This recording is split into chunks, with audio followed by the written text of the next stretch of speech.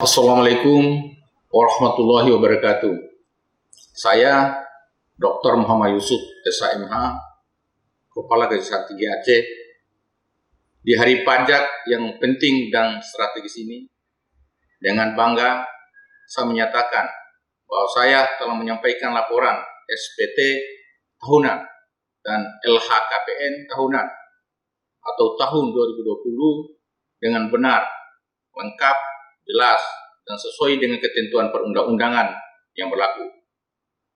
Meskipun SPT tahunan dan LHKPN diadministrasikan oleh dua institusi yang berbeda, yaitu Direktorat Jenderal Pajak dan Komisi Pemberantasan Korupsi, namun secara substansi terdapat kesamaan dalam kedua pelaporan tersebut, terutama terkait pengisian harta kekayaan.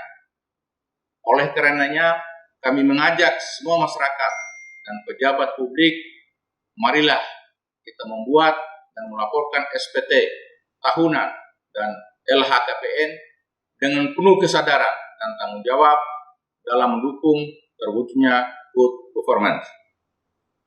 Dengan sukacita, kami mengucapkan selamat Hari Pajak 14 Juli 2021. Mari bangkit bersama pajak dengan semangat gotong royong, pajak kuat, Indonesia maju. Wabillahi taufiq wal hidayah. Wassalamualaikum warahmatullahi wabarakatuh.